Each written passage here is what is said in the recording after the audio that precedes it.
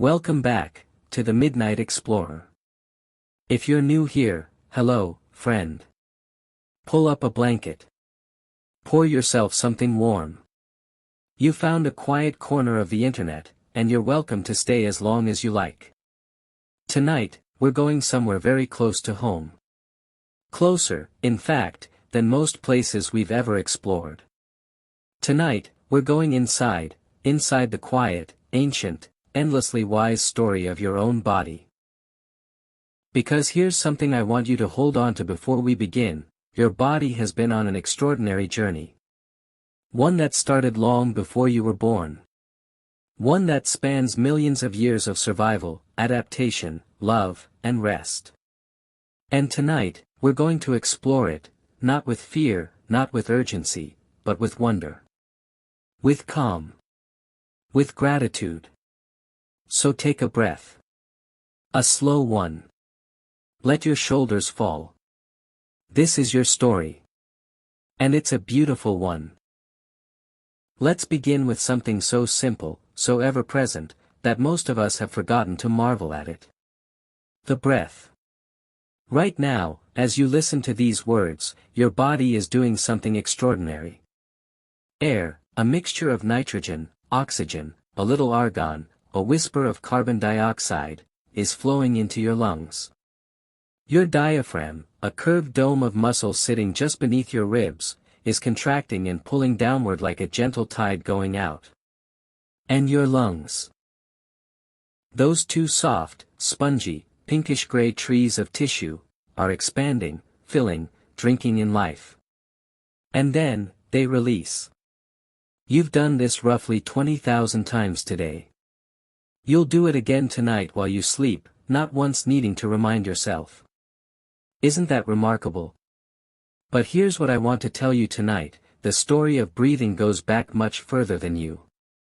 It goes back further than human beings altogether. Back to a time when the earth itself was learning how to breathe.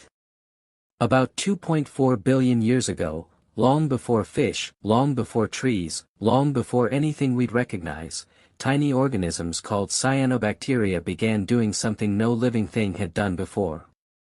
They began using sunlight and water to create energy. And as a byproduct, they released oxygen into the atmosphere. This event, scientists call it the Great Oxidation Event, was, in its time, a catastrophe. Oxygen was toxic to most life that existed then. It was like a foreign gas flooding a world that had never known it. Entire species were wiped out. Others were driven underground, into the deep ocean, into the cracks of rocks, where they still live today as ancient anaerobic organisms, creatures that still fear oxygen the way we might fear poison. But some life adapted. Some life learned to not just survive oxygen, but to use it. To breathe it. To build energy from it in a way that was 10 times more efficient than anything that came before. And from that adaptation, eventually, came us. So when you breathe tonight, you are inheriting a trick that was first discovered nearly 2.5 billion years ago. Your lungs are ancient technology. Your breath is a lineage. Now here's something that might surprise you, and something I find deeply calming to think about. The way you breathe right now is actively changing your nervous system. You may have heard of the fight or flight response, that surge of adrenaline, the racing heart, the sharp, shallow breathing that happens when your brain believes you're in danger. But fewer people talk about its counterpart, the rest and digest response, governed by a remarkable nerve called the vagus nerve. The vagus nerve is the longest nerve in your autonomic nervous system. It wanders. The word vagus is Latin for wandering, from your brainstem all the way down through your neck, your chest, your heart, your lungs, and into your abdomen. It touches nearly every major organ in your body. And here is the magical part: this nerve is a two-way road. It sends signals from your brain to your body, yes, but it also sends signals from your body to your brain.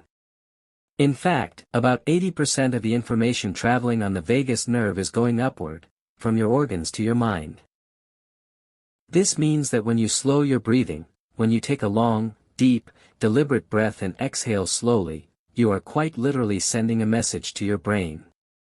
You are saying, "We are safe. We can rest now." Your heart rate slows. Your blood pressure softens. The muscles around your eyes relax, you may not have even known they were tense. A quiet feeling of ease begins to spread through you like warm water through cold hands. The ancient physicians knew this, even without the neuroscience to explain it. The yogis of India knew it thousands of years ago. The Taoist monks of ancient China knew it. Across every culture, every continent, every era of human history, wise people have understood that the breath is not just automatic. It is a lever. A gentle, always available, completely free lever that connects your mind and your body. And you hold it right now. In this very moment. There is a breathing pattern that researchers at the HeartMath Institute and various universities have studied extensively, sometimes called coherent breathing or resonance breathing. It involves breathing in for about 5 to 6 seconds, and breathing out for about 5 to 6 seconds. Just that. A gentle, even rhythm. When practiced for just a few minutes, this pattern has been shown to bring the heart, lungs, and brain into a state of elegant synchrony. What scientists call heart rate variability coherence. Your heart doesn't beat at a perfectly rigid pace, it speeds up slightly as you inhale and slows slightly as you exhale. This rhythmic variation is a sign of health, of flexibility, of a nervous system that is doing exactly what it was designed to do. Rigid, unchanging heart rate, that's actually a warning sign. But gentle, wave-like variation. That is the music of a healthy body. So tonight, as you drift into sleep, know this. With every breath you take, you are not just surviving. You are orchestrating. You are conducting the most ancient symphony in the history of life on Earth. And you don't even have to think about it. Here is one more quiet miracle about the breath before we move on. There is a phenomenon known as the nasal cycle. Right now, and for most of your life, you have been breathing primarily through one nostril at a time. Not both. Just one. They take turns, roughly every 90 minutes to 4 hours, switching which one bears the greater burden of airflow. You've probably noticed this without knowing what it was, that one side of your nose sometimes feels more open, more clear, while the other is subtly more congested. That's not a cold. That's your nasal cycle doing exactly what it's meant to do. And this cycle is connected, through neural pathways we are still studying, to the rhythm of your brain's hemispheres. The right hemisphere and the left hemisphere of your brain are, in a gentle, rhythmic way, taking turns at dominance throughout the day. And remarkably, when you are breathing primarily through your right nostril, your left brain hemisphere, the more analytical, language-focused side, tends to be slightly more active. When you breathe through your left nostril, your right hemisphere, the more creative, intuitive side, holds a bit more sway. Ancient yogic traditions described this thousands of years before neuroscience. They called it nadi shodhana, alternate nostril breathing, and used it to balance the mind. The body knew before the books were written. Breathe in. Breathe out. You are older and wiser than you know. Now let's travel deeper.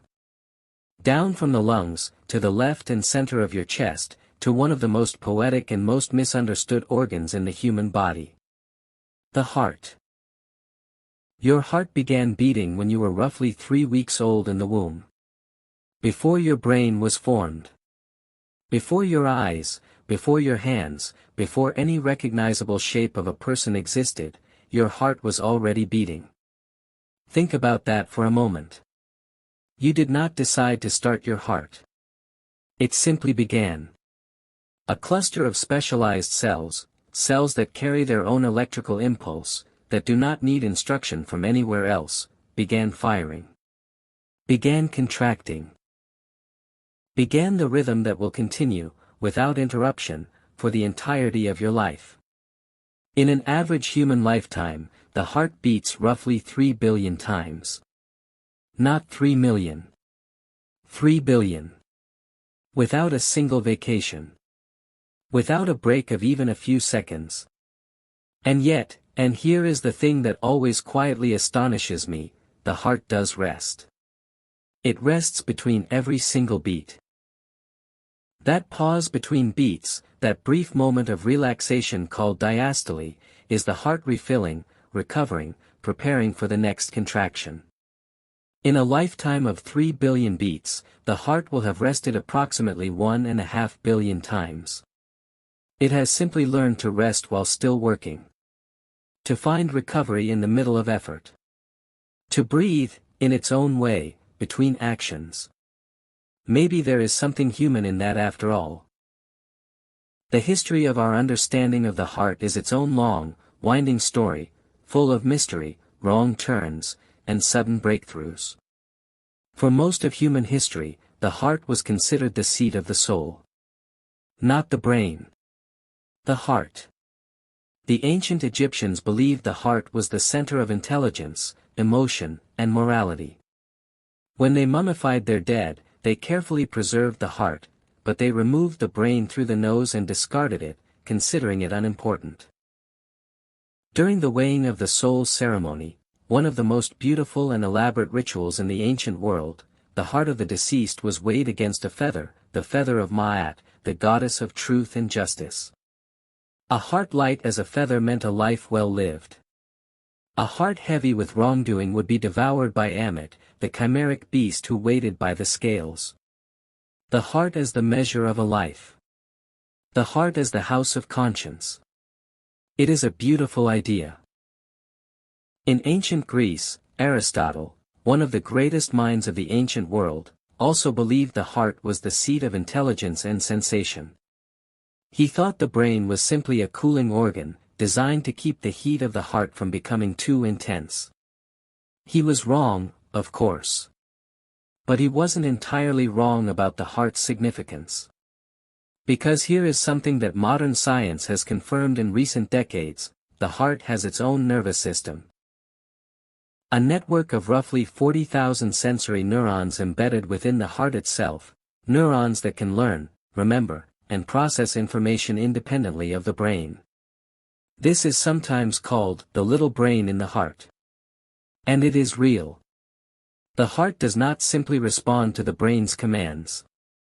It communicates with the brain in a constant back-and-forth dialogue, influencing perception, decision-making, and emotional processing in ways that researchers are only beginning to understand.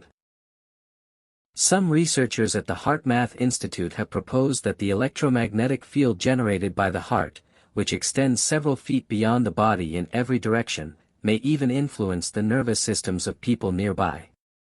That when you are in a state of deep calm, of care, of what they call heart coherence, the people around you may feel it, not metaphorically, but measurably. We have long said that emotions live in the heart. And perhaps, in more ways than we imagined, they do. Now here is a health fact about the heart that I find both calming and quietly inspiring. The heart is one of the most adaptable organs in the human body.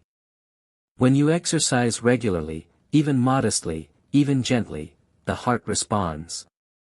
It grows slightly stronger, slightly more efficient. It begins to pump more blood with each beat, which means it can beat more slowly at rest. Not because it is weaker, but because it is more powerful. Well-trained athletes often have resting heart rates in the 40s or even lower. Elite endurance athletes sometimes go as low as the 30s. The legendary cyclist Miguel Indurain, 5-time winner of the Tour de France, reportedly had a resting heart rate of 28 beats per minute. His heart was so strong, so efficient, that it could sustain his life with extraordinary ease. But you don't need to be a cyclist. You don't need to run marathons. Research consistently shows that even 20 to 30 minutes of moderate walking 5 days a week, the kind of walk where you can still hold a gentle conversation, brings significant, measurable benefits to cardiovascular health. And walking, dear listener, is something human beings have been doing for a very long time. Our species, Homo sapiens, has been walking upright for roughly 300,000 years. But our bipedal ancestors, the ones who first stood on two legs, go back much further, perhaps 4 to 7 million years. We evolved as walkers, as wanderers, as creatures who ranged across savannas and forests and coastlines, covering vast distances at an easy, unhurried pace. In a very real sense, your cardiovascular system was designed for walking. When you walk, you are not fighting your biology. You are answering it. You are whispering to your ancient genes, yes, this is what we were made for. We are moving. We are alive. All is well. And your heart, that wise, never-resting, 3 billion beat drum, responds with gratitude. Here is one more thing about the heart that I want to leave you with, something that feels, to me, like a quiet kind of poetry. The heart is made of a type of muscle called cardiac muscle, cardiomyocytes. These cells are extraordinary because, unlike the cells in most of your body, they almost never divide. They do not replicate and replace themselves the way skin cells or gut cells do. For most of your life, you are running on essentially the same heart cells you were born with. Some new ones do trickle in, perhaps 1% per year in youth, declining as we age, but the majority of your heart, the foundation of it, was laid down before you took your first breath. This means that the heart beating in your chest right now has been there, in some fundamental sense, since the very beginning of your story. It has accompanied you through every moment of your life, every joy, every grief, every ordinary Tuesday, every extraordinary night. It was there when you first opened your eyes. It will be there until the very end. Your heart is your oldest companion. And right now, at this very moment, it is working for you. Quietly, devotedly, without being asked. I think that deserves a little gratitude. We are going to spend some time now in one of my favorite places, a place where science and mystery have been arguing, respectfully, for centuries. We are going to talk about sleep. You spend roughly 1/3 of your entire life asleep. If you live to be 80, that is more than 26 years spent in that strange, quiet, deeply essential state between waking and not. And for most of human history, for most of the time we have been a thinking, wondering species. We had almost no idea what sleep was actually for. Aristotle thought it was related to digestion, that the warmth from food in the stomach rose to the brain and caused it to cool and rest. Medieval physicians thought it was when the body's vital spirits retreated inward. For centuries, sleep was seen as a kind of small death, a temporary absence of the soul from the body. And in some ancient cultures, dreams were the whole point. Sleep was the doorway. What mattered was what happened on the other side.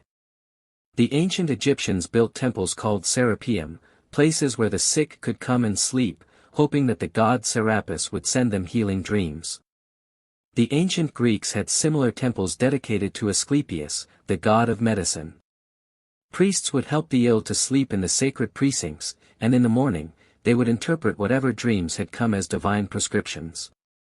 The idea that sleep could heal, that something important happened in the body while we were unconscious, was intuited long before it was understood. And now, finally, in the last few decades, neuroscience has begun to show us just how right that intuition was. Sleep is not passive. It is one of the most intensely active periods of your biology. Let's follow what happens when you drift off tonight. As you close your eyes and your breathing slows, your brain begins to move through a series of stages. Not a single state of unconsciousness, but a cycling, dynamic, beautifully orchestrated progression. In the early stages of sleep, what scientists call NREM sleep, or non-rapid eye movement sleep, your brain waves slow from the busy, jagged rhythms of waking consciousness to longer, smoother waves. Your body temperature drops slightly. Your heart rate slows. Your muscles relax in ways they cannot fully relax while you are awake. Because even when you think you are relaxed during the day, your brain is maintaining subtle, constant tension in your muscles, keeping you ready to respond. In deep NREM sleep, stages 3 and 4, something remarkable happens in your brain. Large, slow waves called delta waves roll through your cortex like swells across a calm ocean. And during this time, your brain is doing something that looks a lot like housekeeping. It is called the glymphatic system, and it was only discovered in 2012 by a neuroscientist named Maiken Nedergaard and her colleagues at the University of Rochester. Here is what they found: during deep sleep, the cells of the brain actually shrink slightly, by about 60%, causing the spaces between them to widen. And through these widened channels, cerebrospinal fluid flows, washing through the brain with surprising force, carrying away metabolic waste products. Including, significantly, a protein called amyloid beta, the same protein that accumulates in the brains of people with Alzheimer's disease. Your brain has a cleaning system. And it only works when you're asleep. Think about what this means. Every night, as you sleep, your brain is performing a deep clean on itself. Flushing out the biochemical debris of a day of thinking, feeling, and experiencing. Preparing the substrate of your consciousness for tomorrow. Sleep, quite literally, keeps your mind clear. Now let's talk about the other great act of sleep, dreams. After roughly 90 minutes of sleep, something changes. Your brain becomes, by some measures, as active as it is when you're fully awake. Your eyes begin to move rapidly beneath your closed lids, hence the name, REM sleep, rapid eye movement sleep. Your body, however, is essentially paralyzed. A protective mechanism, the scientists believe, to prevent you from acting out whatever your dreaming mind is experiencing. And what is your dreaming mind doing? This is where the mystery deepens beautifully. We know some things. We know that during REM sleep, the brain is processing emotional memories. Replaying experiences from the day, from the recent past, from the distant past, weaving them together in novel combinations, working through their emotional weight in a way that waking consciousness cannot always manage. Matthew Walker, a neuroscientist at UC Berkeley and author of the book Why We Sleep, describes REM sleep as a kind of overnight therapy. He found that people who sleep, and specifically, who get REM sleep, after an emotional experience show less distress about that experience when tested the next day. As if something in the dreaming mind had gently filed away the sharp edges of the memory, keeping the information but softening the pain. We also know that REM sleep is deeply connected to creativity. Some of the most celebrated creative breakthroughs in human history have reportedly come in the liminal space of dreaming or near dreaming. The chemist Auguste Kekulé famously dreamed of a snake eating its own tail, and woke to realize this was the structure of benzene, a discovery that revolutionized organic chemistry. Paul McCartney dreamed the melody of Yesterday, which became one of the most covered songs in history, and woke up so certain it was a memory of an existing song that he spent weeks asking friends and musicians if they knew what song it was from. It wasn't from anywhere. It came from his sleeping mind. Srinivasa Ramanujan, the self-taught mathematical genius from India, claimed that many of his most extraordinary mathematical discoveries came to him in dreams, gifted, he believed, by the goddess Namagiri. Whether or not you take the supernatural elements seriously, there is something profound here. The sleeping mind makes connections that the waking mind cannot. It moves freely between categories, between memories, between feelings and ideas, in ways that our logical, linear, socially constrained waking consciousness does not permit. Dreams are not noise. They are your mind at play. There is one more thing I want to tell you about sleep tonight, something simple, something practical, something that I hope feels like relief rather than pressure. There is a concept called sleep efficiency. The percentage of time in bed that you are actually asleep. And contrary to the anxious belief many people hold that they must sleep in one continuous, unbroken block from 10 p.m. to 6 a.m. or they have failed at sleeping, history tells us something different. The historian Roger Kirch, in his extraordinary research published in 2001, discovered that for most of human history, up until the widespread adoption of artificial lighting in the late 19th century, people slept in two separate segments. They would go to sleep not long after dark. Sleep for 3 or 4 hours. Wake in the middle of the night for an hour or two, what they called the watch, or first waking. During this time they might pray, or reflect, or talk quietly with their spouse, or write, or visit a neighbor. And then they would return to sleep until morning. This two-phase sleep pattern, first sleep and second sleep, appears in literature, in diaries, in court records, in medical texts across centuries and across cultures. It was the human norm for an extraordinarily long time. Which means that if you sometimes wake in the middle of the night, if you lie in the quiet dark for an hour before drifting back to sleep, you are not broken. You are not suffering from insomnia. You may simply be doing what human beings have always done. The night is long. The body is wise. And sometimes, waking in the stillness between two sleeps is not a problem to be solved, but a quiet space to be inhabited. Rest, dear explorer. Your body knows what it's doing. Let us travel now to a place that has been studied for thousands of years and is still yielding extraordinary surprises. A place that ancient physicians called the seat of courage, of fear, of instinct. A place that holds, we now understand, an entire ecosystem within you. We are going to talk about your gut. Not just your stomach, though that is part of it, but the entire remarkable length of your digestive system. A tube, essentially, about 9 meters long when fully extended, that runs from your mouth to the other end. And within this tube, a world. You have, in your gut, somewhere between 38 and 100 trillion microorganisms. Bacteria, fungi, viruses, archaea, an entire civilization of tiny living things, collectively called the microbiome. These organisms, taken together, weigh about 1 to 2 kilograms, roughly the same weight as your liver. They have a combined genetic library of roughly 3 million genes, compared to the approximately 20,000 genes in the human genome.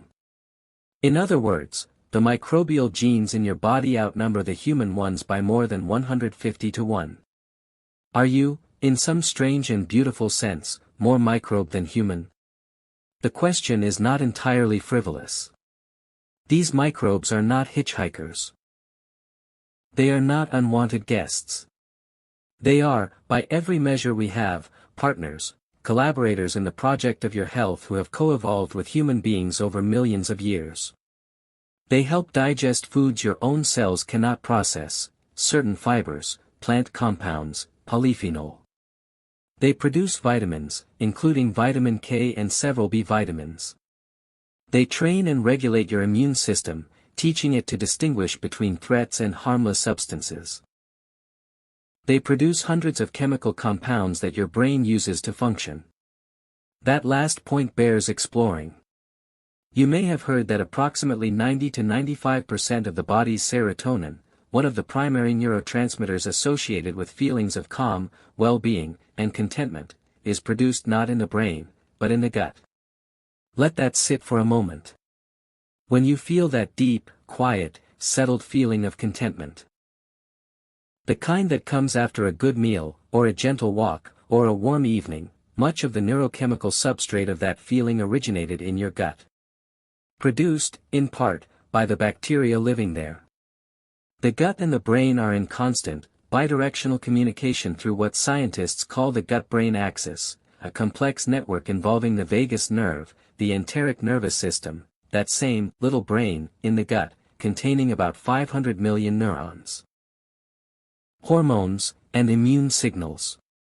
This is such a rich and established field of research that it has its own name, neurogastroenterology. And what this field is discovering, year after year, is that the state of your gut microbiome has profound effects on your mood, your cognitive function, your stress response, and potentially even your risk of neurological and psychiatric conditions. This is not pseudoscience. This is one of the fastest growing areas of legitimate medical research, with major institutions around the world devoting enormous resources to understanding it. The story of how we came to understand the microbiome is itself a beautiful one. For most of medical history, microorganisms were seen primarily through the lens of disease. Bacteria, after Louis Pasteur and Robert Koch established germ theory in the 19th century, were the enemy. They caused cholera, tuberculosis, typhoid fever, plague. The medical mission became one of eradication, antibiotics, antiseptics, sterilization. And this was enormously important. The development of antibiotics in the 20th century, beginning with Alexander Fleming's accidental discovery of penicillin in 1928, saved hundreds of millions of lives. It remains one of the greatest medical achievements in human history. But in the rush to eliminate harmful bacteria, we were slower to ask about the beneficial ones. We were slower to ask what happened to the whole ecosystem when we disrupted it. Only in the last few decades, accelerated enormously by advances in DNA sequencing technology that allowed scientists to identify organisms without having to culture them in the lab, have we begun to appreciate the full, breathtaking complexity of the microbial world inside us. We are, in a sense, not individuals. We are ecosystems. And there is something calming, something humbling, something that makes the world feel strangely larger and more interconnected, in understanding that you are never truly alone. That within you, at every moment, an entire civilization is quietly working on your behalf. Here is something beautiful about how the gut microbiome develops. When a baby is born through natural delivery, it passes through the birth canal and is coated in the mother's vaginal and intestinal bacteria, a deliberate, evolutionary handshake between generations. The first microbes a baby receives are those of its mother. Then comes breast milk, which contains not just nutrients for the baby, but compounds called human milk oligosaccharides that the baby itself cannot actually digest. They are not food for the baby. They are food for specific beneficial bacteria, bifidobacteria, that the milk is deliberately seeding in the baby's gut. Think about how intricate this is. The mother's body produces compounds in her milk specifically to feed bacteria in her baby's gut. A multi-generational ecosystem management strategy, encoded in evolutionary history. The microbiome that you carry today was shaped by the bacteria of your mother, by the foods you ate in childhood, by the illnesses and medications of your past, by the soil and water and air of the places you have lived, by the hands you have held and the animals you have touched. It is a biography, written in bacteria. A history of where you have been and what has shaped you. And here is the part that feels most relevant to tonight, most relevant to the quiet hours before sleep. Your gut speaks to you. You have felt this. You have felt the tightening of anxiety in your stomach. You have felt the butterflies, the visceral, physical experience of excitement or fear or anticipation. You have felt, after a difficult day, how stress can upset the stomach. You have felt, after a good meal in good company, that warm feeling of ease and satisfaction that spreads beyond just fullness. These are not metaphors. These are real, neurochemical communications running up and down the gut-brain axis in real time. And they run both ways. Just as your emotional state affects your gut, stress, as every person with a sensitive stomach knows, can profoundly disrupt digestion, your gut state affects your emotional experience.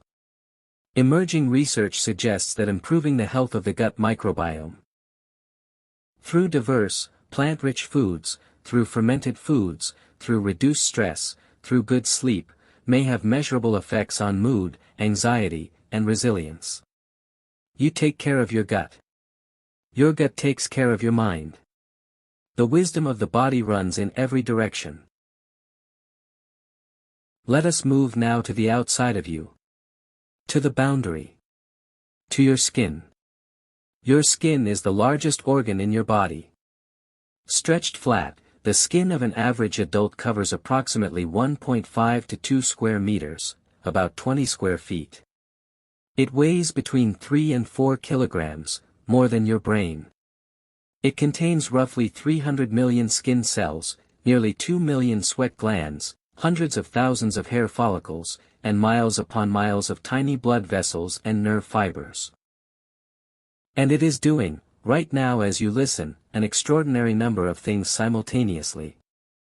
It is acting as a physical barrier against the outside world, protecting your internal tissues from injury, from foreign substances, from dehydration.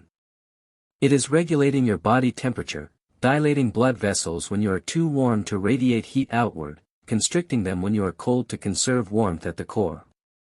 It is synthesizing vitamin D from sunlight. It is housing one of the most sophisticated sensory systems in the biological world, the sense of touch. And it is alive. Constantly, quietly, invisibly renewing itself. The outermost layer of your skin, the epidermis, completely replaces itself roughly every 2 to 4 weeks. The cells at the base of the epidermis divide and are pushed slowly outward, flattening as they go, losing their nuclei, transforming into the dead, keratin-filled armor of the outermost surface. By the time a skin cell reaches the top, it has sacrificed itself for the protection of everything beneath. You shed roughly 30,000 to 40,000 dead skin cells every hour. About 600,000 to 800,000 per day. Over a lifetime, you will shed approximately 35 kilograms of skin. The dust in your home, a significant portion of it, in fact, is you. The history of touch, of skin, of what it means to be a creature bounded by this living, sensing surface, is as old as any history we have. Touch is the first sense to develop in a human fetus. By around 8 weeks of gestation, long before there is any sight or sound or taste or smell, the tiny developing human will respond to a light touch on its skin. The body knows, from the very beginning, that touch matters. And the science of why it matters is beautiful and quietly moving. When you are touched gently, when a hand rests on your shoulder, when someone holds your hand, when you embrace someone you love. Your skin releases a cascade of signals. Specialized nerve fibers called C-tactile afferents, fibers designed specifically for slow, gentle, affectionate touch, carry their messages up to the brain, to the areas associated with reward, trust, and social bonding. Oxytocin, sometimes called the bonding hormone or the love hormone, is released. Cortisol, the primary stress hormone, often decreases. Heart rate slows. Breathing deepens. We were designed, biologically, for connection. For touch. For physical closeness with the people we love and trust. And when we are deprived of it, as research on isolated infants, on solitary confinement, on the loneliness of illness, the effects are profound, measurable, and deeply harmful. Infants who are not touched fail to thrive, even when all their physical nutritional needs are met. Older adults who live alone and have limited physical contact show measurably higher rates of cognitive decline and depression. Touch is not a luxury. It is a need. As fundamental as food, as water, as air. The pioneering developmental psychologist Harry Harlow demonstrated this with extraordinary clarity in his controversial, and ethically troubling by today's standards, but scientifically significant, research with infant rhesus monkeys in the 1950s. He showed that infant monkeys, given the choice between a wire mother that dispensed food and a cloth-covered mother that offered no food but only softness and warmth, chose the soft mother overwhelmingly, clinging to her for comfort, running to her when frightened. Even hunger, even the most primal biological drive, was less powerful than the need for warmth and softness. The need for the feeling of being held. Here is something about the skin that I find endlessly fascinating. Your skin is home to its own microbiome, a community of bacteria, fungi, and viruses that live on your surface, distinct from but related to the gut microbiome. Different parts of your body harbor different communities, the oily skin of your forehead hosts different organisms than the dry skin of your forearm, which hosts different ones than the moist skin of your elbow crease. These surface communities are, in many ways, your first line of immune defense. They occupy the ecological niches that pathogenic bacteria might otherwise colonize. They produce antimicrobial compounds. They communicate with the immune cells embedded in your skin.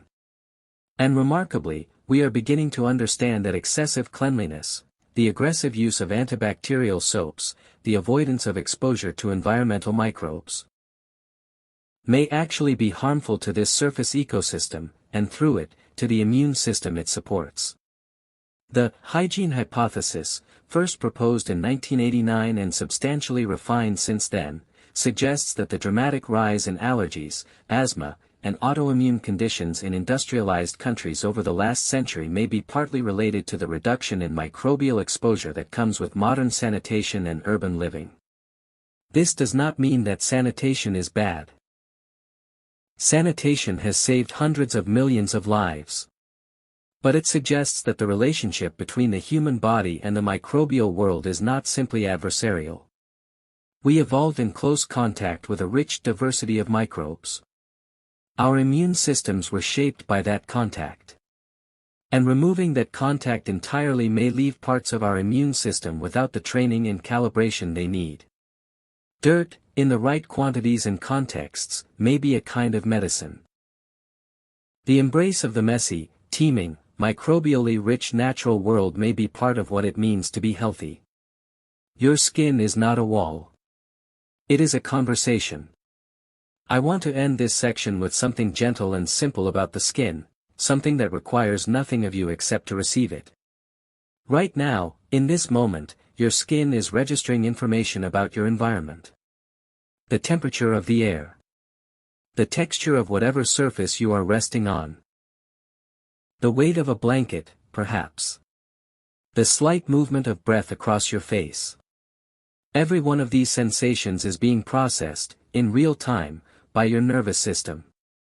And many of them, the warmth, the weight, the softness, are being registered not just as neutral information, but as comfort.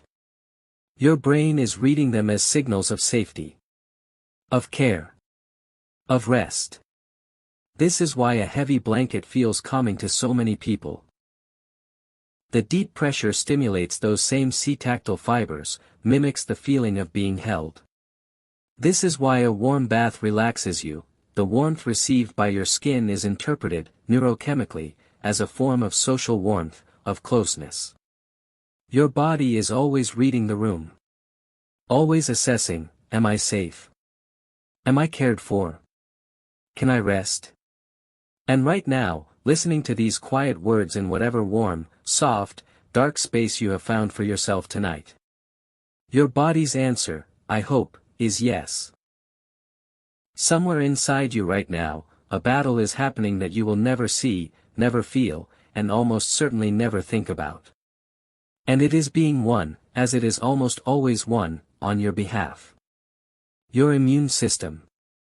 This is perhaps the most architecturally complex and philosophically fascinating system in your entire body, a distributed network of cells, proteins, organs, and signals that has no central command, no single location, no single structure. It lives everywhere. It is your blood and your bone marrow, your lymph nodes and your spleen, your tonsils and your appendix. Yes, your appendix has a purpose after all, the lining of your gut, the Langerhans cells embedded in your skin. It is an army that has no barracks but is always deployed. A defense system that never stands down. And it has been doing this work, protecting your body from the extraordinary diversity of threats that exist in the biological world, for as long as life has existed. The most ancient form of immunity, called innate immunity, is so old that it predates the existence of separate organs. Simple animals, sea urchins, insects, starfish, have versions of it. Even plants have analogous systems. The basic biological principle of recognizing self from not self and responding to intrusion has been around for perhaps 1 billion years. The more sophisticated system. Adaptive immunity, with its remarkable capacity to recognize specific pathogens and remember them, is somewhat newer, having evolved in the jawed vertebrates, fish, amphibians, reptiles, mammals, and birds, roughly 500 million years ago. Your immune system carries the memory of every significant pathogen your bloodline has ever encountered. Not in your conscious mind, not even in your own personal history, but in the evolutionary selection pressures that shaped your immune genes over millions of generations. The story of how medicine came to understand the immune system is one of the most dramatic in the history of science. For most of human history, when disease came, it came as a mystery. Plague, cholera, smallpox, typhus, these were understood through frameworks of divine punishment, of miasma, bad air, of imbalance in the body's humors. The idea that invisible living things could invade the body and cause illness did not exist until the invention of the microscope in the 17th century, and even then, the connections were not immediately made. The breakthrough came slowly, through the courageous and sometimes reckless work of scientists who were willing to test their theories on themselves and others. Edward Jenner, a country physician in Gloucestershire, England, in the late 18th century, noticed something that had been noticed before but never acted upon systematically. Milkmaids who contracted cowpox, a mild disease, seemed to be protected from smallpox, a devastating and often fatal one. In 1796, in an act that today's ethics committees would certainly not approve, he deliberately inoculated a young boy named James Phipps with matter from a cowpox sore on a milkmaid's hand. Weeks later, he exposed the boy to smallpox, and the boy did not get sick. The first vaccination had been performed. The word vaccine itself comes from the Latin vacca, for cow, in honor of Jenner's bovine discovery. What Jenner had stumbled upon, without understanding the mechanism at all, was one of the most powerful properties of adaptive immunity, memory. Once the immune system encounters a pathogen, or a sufficiently similar one, it retains the ability to recognize and respond to it much more rapidly in the future. The second encounter is met not with a slow, uncertain response, but with a swift, targeted, overwhelming force. Vaccination is essentially a way of showing the immune system a wanted poster without committing the crime. Here is something about the immune system that I want to offer you tonight, not a reason for anxiety, but a reason for trust. Your immune system makes decisions. Not consciously, not with intention, but through a process of extraordinary complexity, it continually assesses the landscape of your body and decides what to respond to and what to ignore. It has to get this balance right. If it responds to too little, if it fails to identify genuine threats, you get infection. But if it responds to too much, if it begins attacking harmless substances, or even the body's own tissues, you get allergies, autoimmune diseases, chronic inflammation. This calibration, this constant, dynamic, invisible negotiation, is perhaps the most delicate and important ongoing process in your body. And remarkably, much of the time, it does get it right. Think about how many things enter your body every day. The food you eat contains thousands of foreign proteins that your immune system must evaluate and decide to tolerate. The air you breathe carries pollen, dust, mold spores, and microbes. Your skin encounters countless substances. And your gut? Well, we have already spoken about the ecosystem living there, all of which must be permitted to exist in a state of what immunologists call tolerance. Every day without illness, every day of quiet, easy existence in your body, represents the immune system getting an extraordinarily complex calculation right. It is not merely the absence of something bad. It is the active, continuous, successful performance of something extraordinary. There is a beautiful concept in immunology called trained immunity.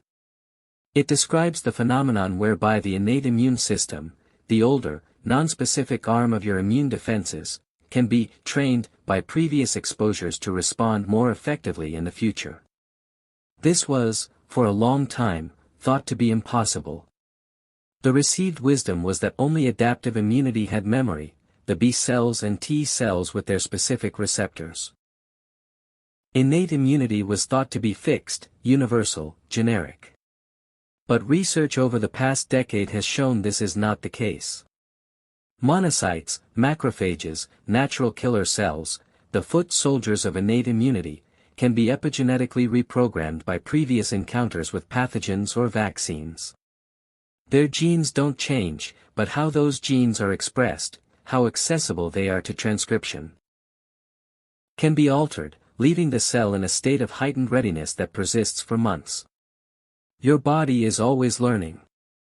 Even the most ancient, automatic parts of your defense system have the capacity to be trained by experience, to become wiser, to respond more effectively to future challenges. There is something philosophical in this.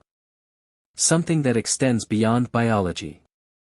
Even your deepest instincts, even the most automatic and ancient systems within you, are not fixed. They are shaped by experience. They are capable of growth. The body knows this lesson. Perhaps the mind can learn it too.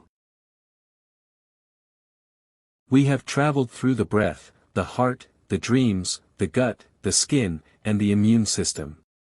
And now I want to take us somewhere foundational. Somewhere beneath all of those systems. To the medium in which all of this remarkable chemistry of life takes place. Water. Your body is approximately 60 to 70% water by weight. Your brain is about 75% water. Your lungs, 83%. Your blood, 92%.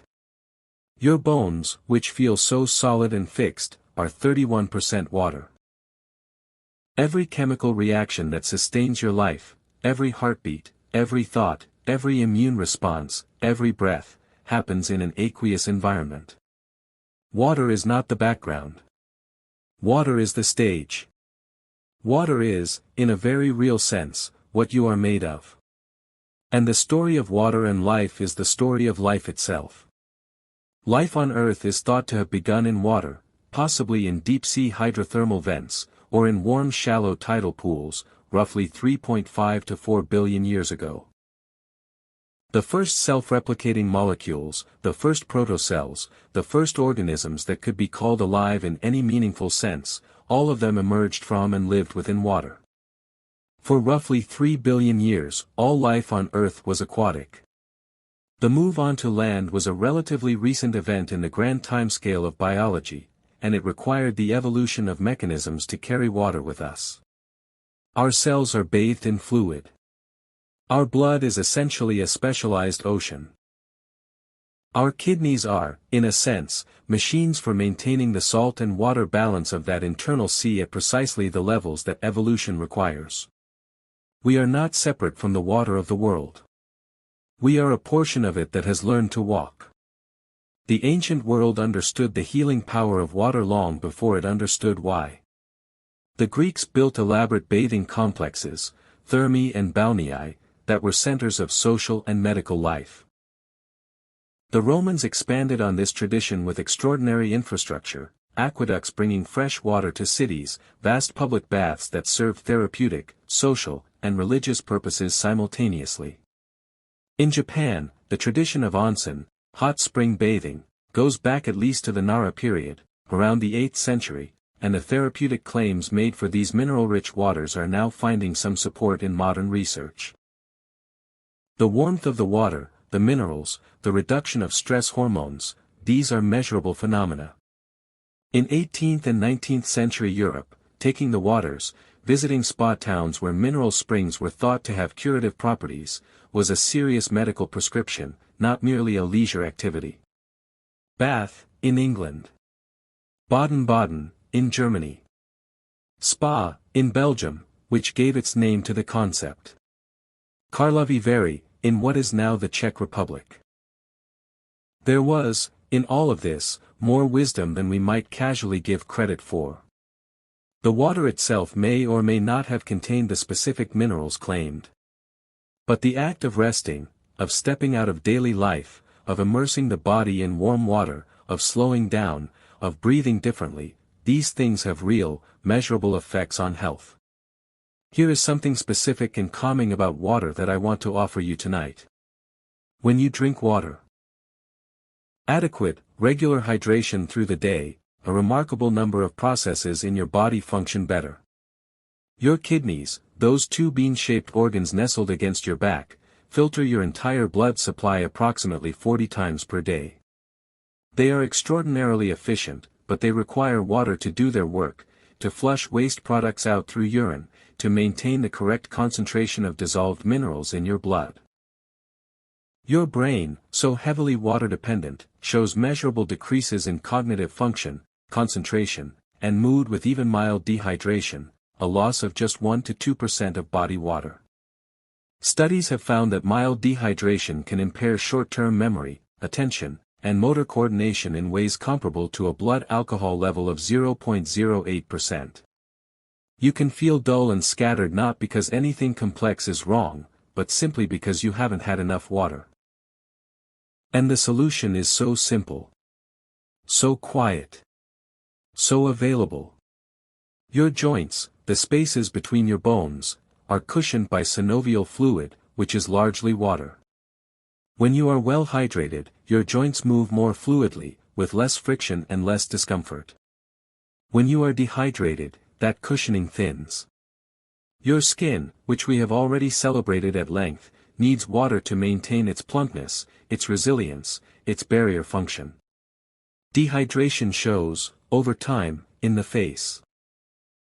Your digestion, the rhythmic contractions of your intestines, the production of digestive juices, the smooth passage of waste, is eased enormously by adequate hydration.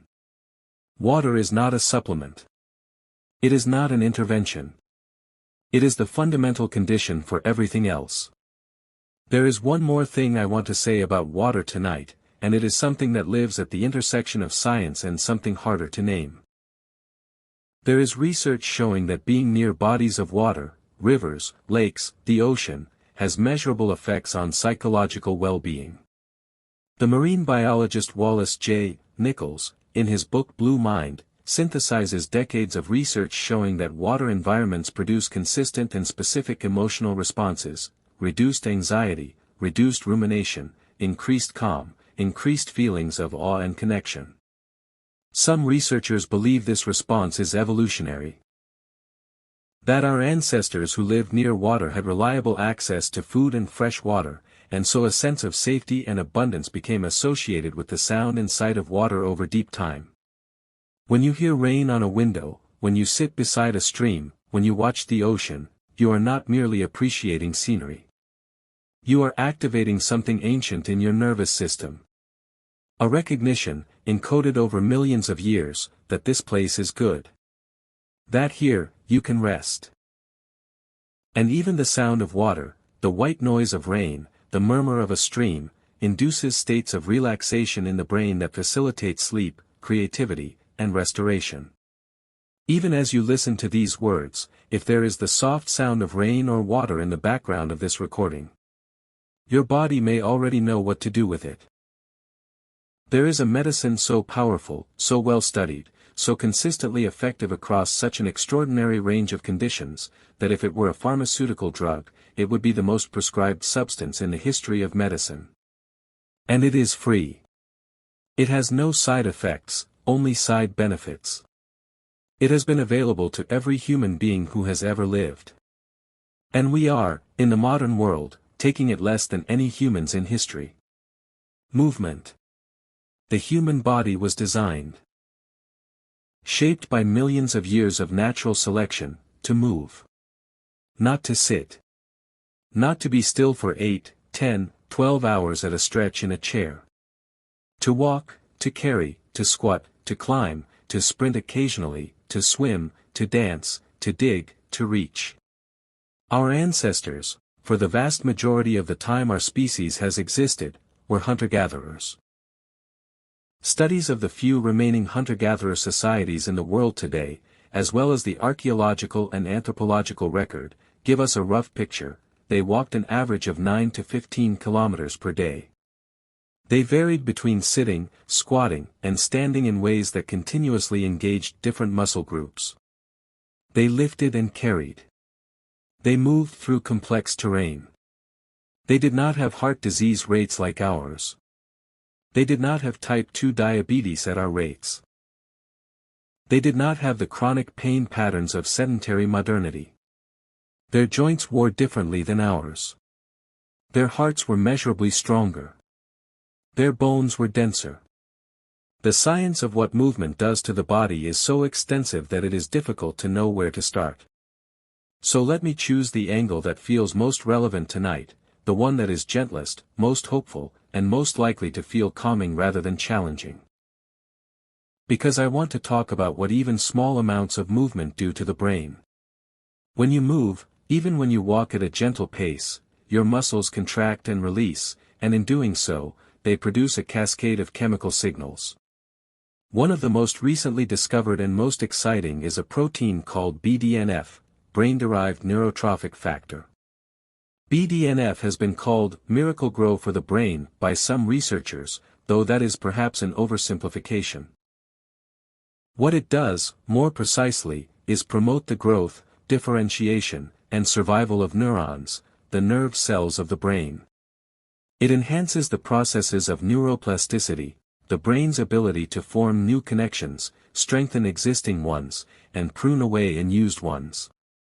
In other words, physical movement promotes the literal growth and maintenance of your brain tissue. John Ratey, a psychiatrist at Harvard Medical School and author of the book Spark, has spent much of his career documenting the relationship between exercise and brain health, and his conclusion is unambiguous: exercise is the single most powerful tool we have for optimizing brain function. Regular aerobic exercise has been shown to increase the volume of the hippocampus, the brain region most critical for learning and memory, by measurable percentages. This is significant because the hippocampus normally shrinks with age, and this shrinkage is associated with declining memory and increased risk of dementia. Exercise appears to slow, halt, or even reverse this process. A study of older adults found that those who walked briskly for 40 minutes 3 times a week showed hippocampal growth of about 2% over a year, while sedentary controls showed the expected age-related decline. 2% doesn't sound like much, until you consider that this represents the equivalent of reversing 2 years of aging in one of the most critical memory structures in the brain. 2 years. Undone.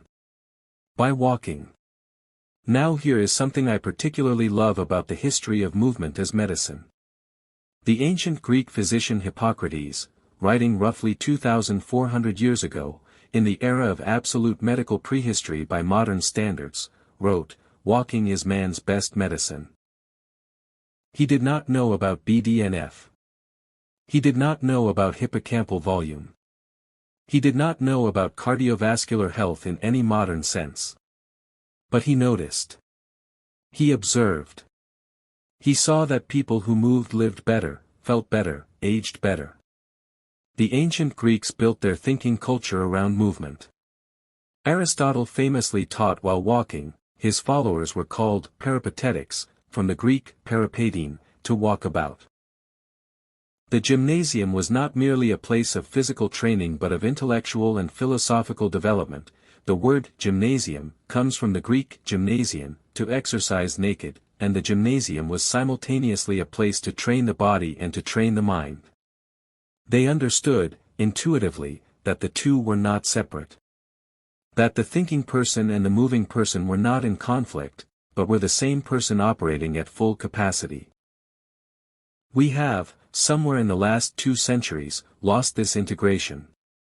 We have built a world in which intellectual work happens sitting down, in which the body is a vehicle for transporting the head from one chair to another, in which movement is a leisure activity squeezed into a corner of the day rather than the basic condition of being alive. And our health, the statistics are very clear about this, has suffered for it.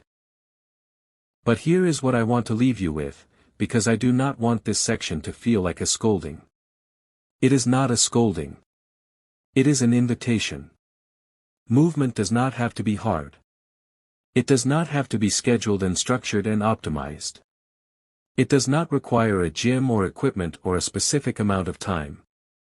The body is not looking for performance. It is looking for use. A gentle walk in the evening. Standing up and stretching between moments of sitting. Dancing, briefly and badly, in your kitchen. Taking the longer route. Carrying your groceries. Digging in a garden. Playing with a child or a dog. These things count. These things add up. These things tell your body, we are still alive, we are still moving through the world, everything is working as it should. There is a Japanese practice called forest bathing, Shinrin-yoku, that has become the subject of substantial scientific research. Simply walking through a forest or a park with trees, at a relaxed, unhurried pace, has been shown to lower cortisol levels, lower blood pressure, reduce heart rate, improve immune function, measurably increasing natural killer cell activity for up to 30 days after a single forest visit, and improve mood and cognitive function. Not running through a forest. Not training. Walking. Looking. Breathing. Being present in a natural environment. Your body and mind respond to this as if it were medicine. Because, in every way that matters, it is. The trees breathe out what we breathe in. We breathe out what the trees breathe in. We have been in this relationship, this long, quiet, oxygen-based conversation, for hundreds of millions of years. When you walk among trees, you are not going somewhere foreign. You are going home. We have spent this journey exploring the quiet, earnest, largely unconscious work of your body. The breath and the heart, the sleeping brain and the microbial world within. All of it serious, all of it important, all of it happening without your awareness or permission. But there is one more dimension of health I want to explore tonight, one that is sometimes dismissed as trivial, as merely pleasant, as a luxury rather than a necessity. I want to talk about laughter. About joy. About what happens in your body when you are genuinely, freely, uncomplicatedly happy. Because the science of this is remarkable.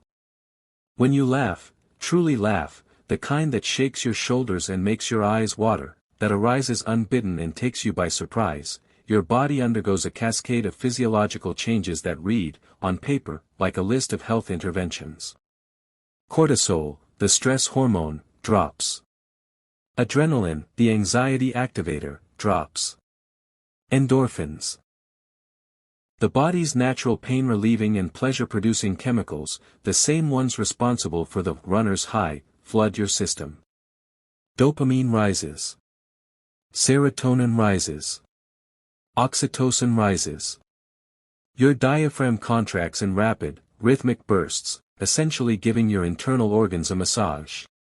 Your heart rate increases briefly, and then drops to below the baseline, a recovery that strengthens cardiovascular resilience. Your immune system activates, with increases in natural killer cell activity and immunoglobulin A, an antibody found in saliva and mucous membranes. Your lungs expand more fully than they typically do in ordinary breathing. You take in more oxygen. Your blood oxygen levels rise. And your brain lights up, not in one place, but across multiple regions simultaneously. The limbic system, the cortex, the motor areas, the temporal lobe. Laughter appears to be one of the most globally activating experiences the human brain undergoes. Laughter is one of the oldest behaviors in the animal kingdom. Chimpanzees and other great apes laugh. Not exactly like humans, their laughter sounds more like rapid panting, but the structure is recognizable, the situations that provoke it are familiar. Play, physical tickling, unexpected pleasure, the same things that make children laugh. Researchers have also found evidence of laughter-like vocalizations in rats when they are playfully tickled, and have recorded what appears to be positive emotional states in these moments. Play and laughter, the capacity to find something funny, to experience delight, to express joy through the body, appear to be deep, conserved features of mammalian experience. Not something culture invented. Something evolution preserved. This suggests that laughter is not a frivolity. It is a fundamental mode of being. One that was preserved across millions of years of evolution because it serves important functions: social bonding, stress relief, the reinforcement of positive social signals, the promotion of trust. The laughter of two people is one of the fastest and most reliable ways of building closeness. Research on human relationships consistently finds that the frequency with which couples laugh together is one of the strongest predictors of relationship satisfaction, more so, in some studies, than the more serious measures of compatibility and communication style. We laugh when we feel safe. We feel safe when we laugh. It is a loop, and the entry point is anywhere. The history of medicine and joy is a fascinating and underexplored territory. For most of medical history, the dominant models were serious ones. Health was the absence of suffering, illness was punishment or imbalance or invasion. The physician's role was correction and restoration. Joy was, at best, incidental, a pleasant side effect of health, not a component of it. But there were voices, always, arguing otherwise. The Book of Proverbs, written some 3,000 years ago, contains the observation, "A merry heart doeth good like a medicine." This is one of the oldest recorded connections between emotional state and physical health. Paracelsus, the iconoclastic Swiss physician of the 16th century who is sometimes considered one of the founders of modern medicine, wrote that, "The art of healing comes from nature, not the physician." He believed that the patient's mental and emotional state was central to recovery. In the 20th century, Norman Cousins, a journalist who was diagnosed in 1964 with a severe collagen disease and given a prognosis of almost certain death, documented his own unconventional treatment in his book Anatomy of an Illness. He checked himself out of the hospital, booked himself into a hotel, obtained a film projector and a collection of comedies, Marx Brothers films, candid camera episodes, and proceeded to watch them for hours a day, laughing as much as possible. He recovered. Whether the laughter was the primary cause or simply one factor among many is debated. But his experience, and the book he wrote about it, helped spark a serious scientific interest in what he called the biology of hope. Today, laughter therapy and humor-based interventions are used in hospitals around the world, with measurable positive effects on pain management, immune function, and recovery times. I want to tell you something that I find beautiful and slightly mysterious about joy. Joy is, in some meaningful sense, a skill. Not just a mood that happens to you. Not merely the automatic result of good circumstances.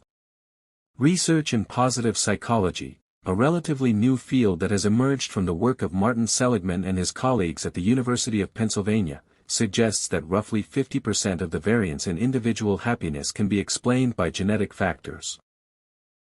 Some people are simply born with a higher, set point for happiness.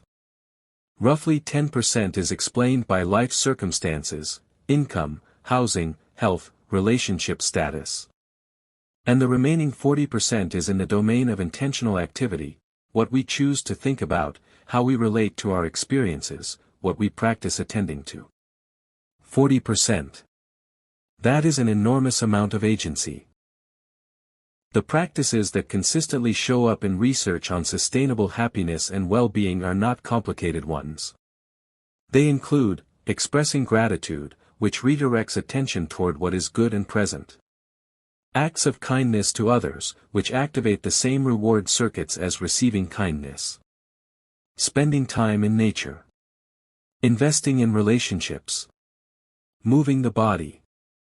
Engaging in activities that produce a state of flow, absorbed, effortful engagement in something meaningful. And one more, savoring. The practice of deliberately, consciously attending to good moments as they happen, not rushing through them toward the next thing, not photographing them for later, but pausing and actually, fully inhabiting them. The warm cup of tea in your hands.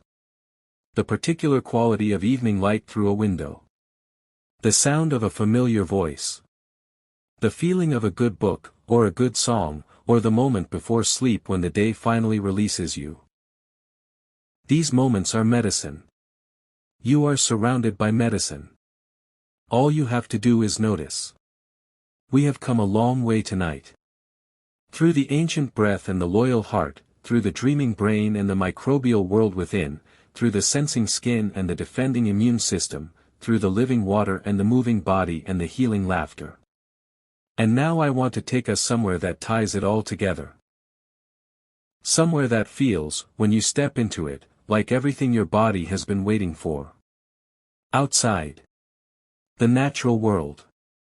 Human beings evolved over hundreds of thousands of years in environments that looked nothing like the ones most of us inhabit today. For the vast majority of our existence as a species, for 99.9% of the time we have been Homo sapiens, we lived in or very close to the natural world.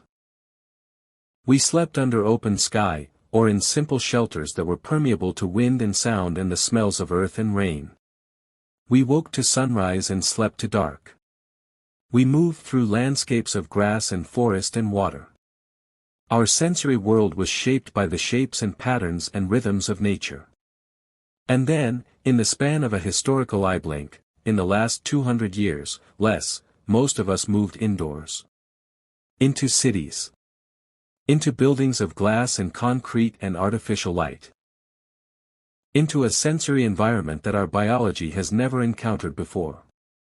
And our bodies, ancient, wise, shaped by a completely different world, are still trying to figure out what happened. The Japanese practice of Shinrin-yoku, forest bathing, has been researched extensively by Japanese scientists since the 1980s, when the Japanese government established a national forest therapy program and began funding studies on its health effects. The findings are striking. A single 2-hour walk in a forest produces measurable decreases in cortisol, measurable decreases in blood pressure and heart rate.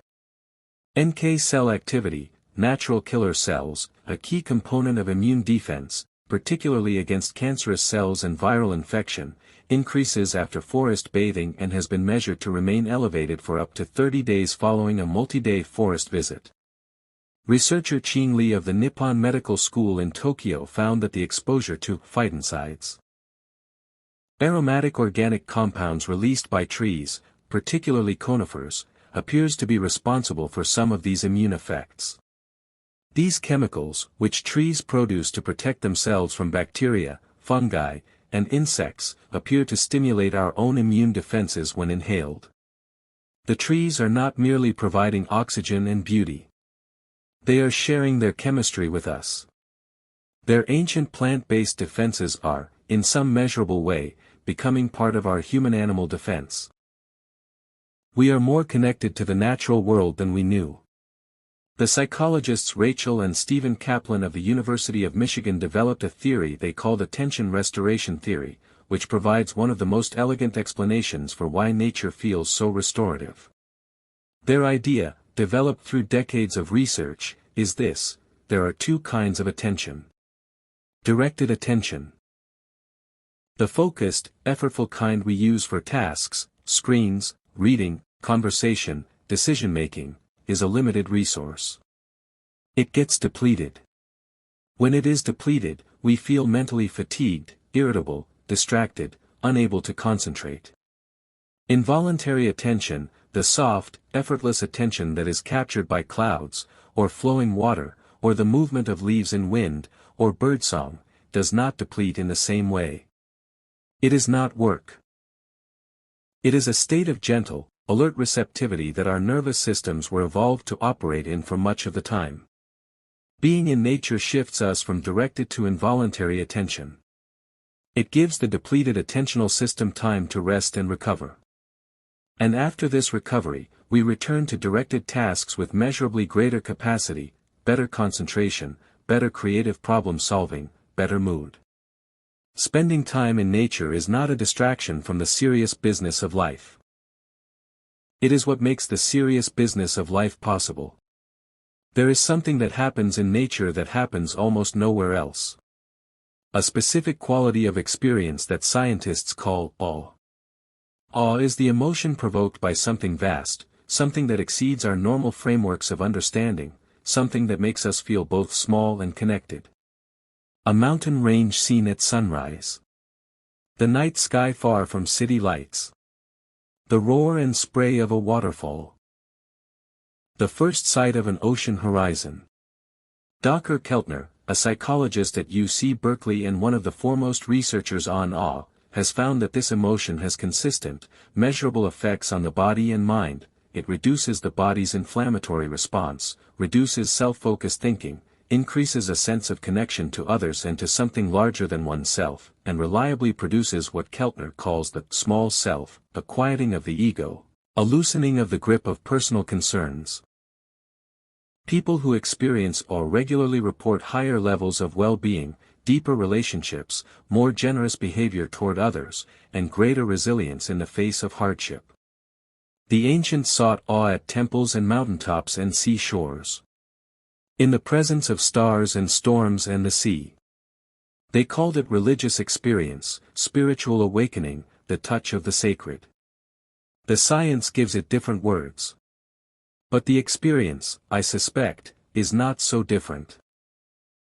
Here is something quietly beautiful about light and health that I want to share before we come to our close.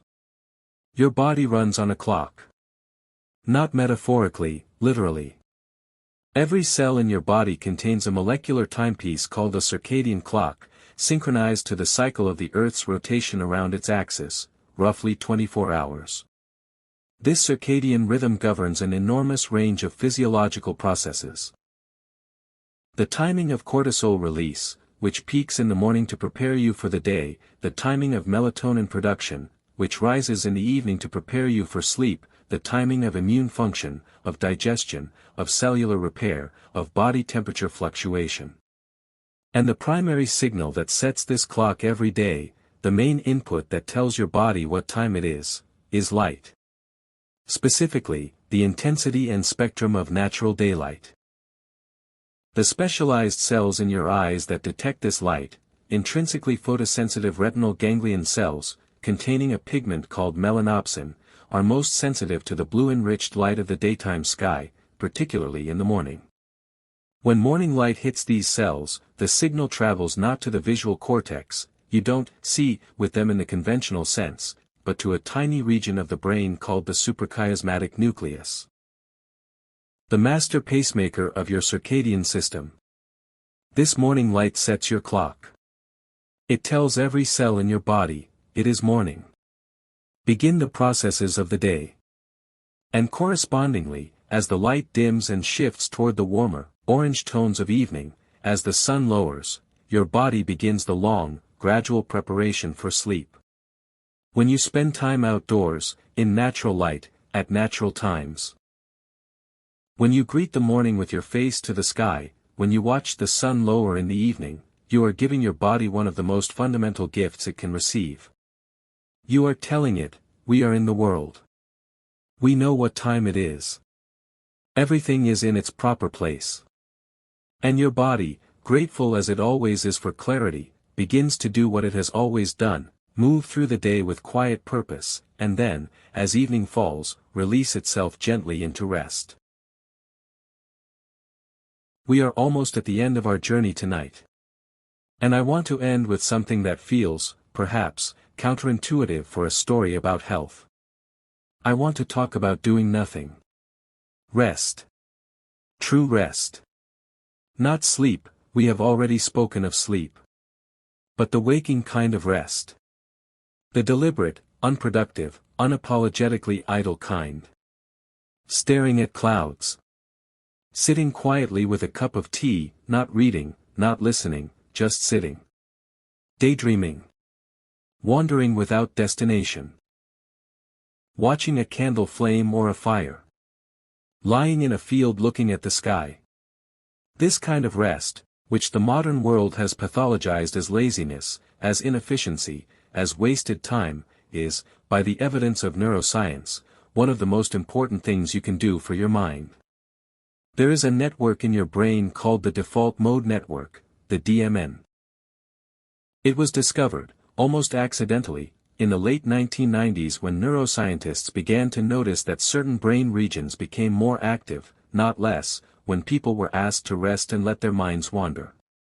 When you are not focused on a task, when you are quietly idle, a specific and complex set of brain regions lights up, the medial prefrontal cortex, the posterior cingulate cortex, the angular gyrus. What is the DMN doing? Researchers believe it is engaged in some of the most important cognitive work we do, consolidating memories, processing past experiences, imagining the future, taking other people's perspectives, constructing the sense of self, generating the narrative of who we are. In other words, the brain is not idle when you are doing nothing. It is doing different work. Slower, deeper, more personal work that the focused, task-directed brain cannot do because it is busy attending to the external world. Daydreaming is not a failure of attention.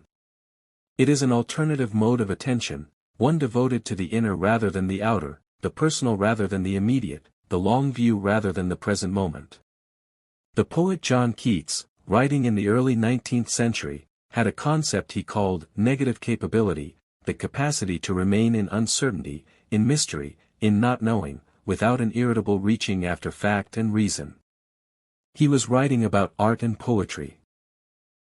But the concept applies remarkably well to what neuroscience is now confirming about rest.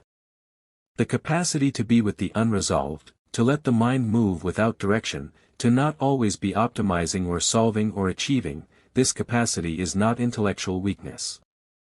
It is a form of intelligence. A form of health. The cultures that built rest into the structure of life, not just as the absence of work, but as a positive practice, a valued state, were onto something.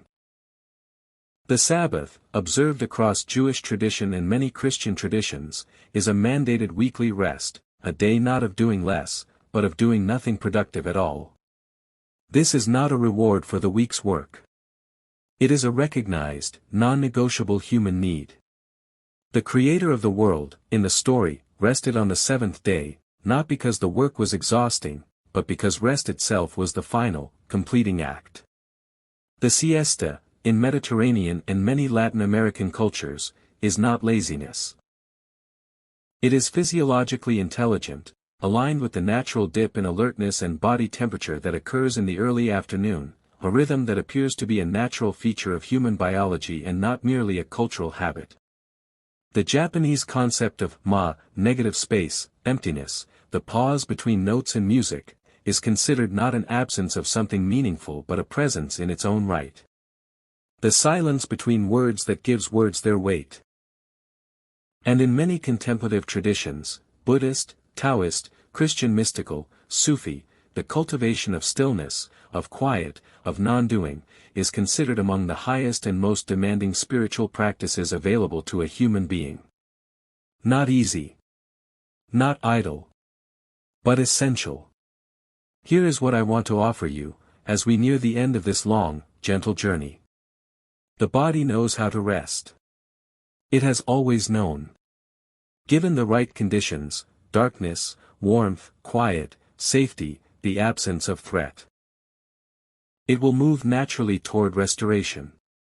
What we have built, the bright lights and the constant noise and the relentless demands of modern life, has made those conditions difficult to find. But not impossible. You have found one of them tonight. This moment, right now, wherever you are, whatever brought you here, is a pocket of rest. A few minutes, or perhaps more, where the relentless forward motion of the day has paused. Where you have given your brain something gentle to attend to. Where your body has been allowed to lie still, or to sit quietly, or to simply be. This matters. This counts. Every moment of genuine rest is a small, quiet act of health. A rebalancing. A return to the state that your body and mind were designed for and that modern life so often denies them. You are not wasting time by resting. You are investing in everything that comes after. We have come to the end of our journey tonight. We began with a breath, with that ancient, inherited, 2.5 billion-year-old act of pulling the world into our lungs. And we have traveled through the loyal drum of the heart, through the dreaming work of the sleeping brain, through the civilization within our gut, through the living boundary of skin, through the ancient army of the immune system, through the ocean we carry within us, through the movement that made us human, through the laughter that connects us, through the restorative embrace of the natural world, and into the profound, underestimated intelligence of rest. And I hope that through all of this, something has settled in you. Not a new anxiety, not a to-do list of health interventions, not a catalog of things you should be doing differently. I hope instead that you feel, perhaps just a little more than when we began, a quiet sense of wonder. Because your body, this particular arrangement of carbon and water and electricity that somehow became you, is doing something truly extraordinary right now. In this very moment, as you breathe and rest and listen. Your heart is contracting and releasing, with a precision and reliability that no human technology has ever matched. Your lungs are exchanging gases with a surpassing elegance. Your immune system is patrolling, identifying, communicating, defending. Your gut is hosting a civilization of microorganisms that have been your partners for millions of years. Your skin is registering the world and reporting back with quiet constancy. Your brain, that 3-pound universe of 86 billion neurons and perhaps 100 trillion connections, is processing experience, consolidating memory, regulating your inner state, and generating the miracle of your conscious awareness. All of this, all at once, all the time, without a single deliberate thought from you. The ancient physician Hippocrates wrote, "The natural healing force within each of us is the greatest force in getting well." I don't think he was being metaphorical. The body has an extraordinary orientation toward health. Left to its own devices, given adequate rest, adequate nourishment, adequate movement, adequate connection, adequate safety, it tends, with remarkable persistence, toward healing, toward balance, toward flourishing. This is not a guarantee. This is not a claim that health is simply a matter of attitude, or that illness is a personal failure. The body is not perfect. It is mortal. It gets sick. It ages. It has vulnerabilities and limits. But within those limits, there is an orientation, a bias, a tendency, toward life. Toward repair. Toward restoration. When you cut your skin, your body begins repairing it within seconds, without instruction. When you get an infection, your immune system mobilizes its resources and, most of the time, defeats it. When a bone breaks, osteoblasts, bone-building cells, rush to the site and begin the slow, patient work of reconstruction. When you are deeply tired, your body insists, against the wishes of your schedule and your ambition, on sleep. The body wants to heal. It is always, in every moment, working on your behalf. I want to end with something I've been thinking about throughout this journey. There is a philosophical tradition in many cultures, perhaps the most beautiful and practically useful one, called gratitude practice. The deliberate, regular turning of attention toward what is good, what is present, what is working. Not toxic positivity. Not the denial of what is hard or broken or lost. But a balanced, honest recognition that alongside the difficulties, there is also this. A body that is trying. A world that is, in many ordinary moments, beautiful. A life that contains, even on its hardest days, moments of warmth, of connection, of surprising grace. The neuroscience of gratitude has found, consistently, that people who practice regular, genuine gratitude, who take time to notice and acknowledge what is good in their lives, show measurable improvements in mood, sleep, immune function, and relationships. They are more resilient in the face of hardship. They are more generous with others. And they seem, by every measure available to science, to be healthier. Not because gratitude is magic.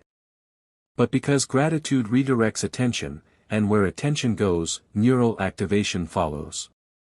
Practicing gratitude literally rewires the brain, over time, toward greater sensitivity to positive experience. You can, in a very real neurological sense, train yourself to be more capable of happiness. Not by pretending that the hard things are not hard. But by insisting, with equal rigor, on noticing the things that are good. So tonight, before you fall asleep, I want to offer you a small practice. Place a hand on your heart, or simply notice, without touching, the feeling of it beating beneath your chest. Take 3 slow breaths.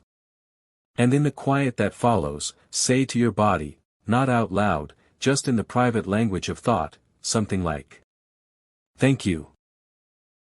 Thank you for the breath that I did not have to remember to take. Thank you for the heart that has beaten 3 billion times on my behalf. Thank you for the dreams that will come tonight to help me process what has been difficult, to integrate what has been beautiful, to prepare me for what comes next. Thank you for the microbes that have shared this journey with me. For the skin that holds me together and tells me where I am. For the immune system that has fought, quietly and successfully, 1,000 battles I will never know about. Thank you for the water that I am made of, and the ancient seas it remembers. Thank you for the body that has carried me this far. This is the Midnight Explorer. And tonight, we explored a territory more wondrous, more ancient, and more intimately close than any we have traveled before. We explored you. You are a product of 4 billion years of life on Earth. You carry within you the chemistry of ancient seas, the adaptations of creatures who lived in worlds before ours, the accumulated inheritance of every generation that survived long enough to become you. You are not ordinary. You are the latest chapter in the longest story ever told. And tonight, as the quiet deepens and sleep draws close, you can let your body do what it has always known how to do. Rest. Heal. Dream. And wake, if it pleases you, to begin again. Good night, explorer. The world will still be here in the morning, and so, extraordinary and quietly miraculous, will you.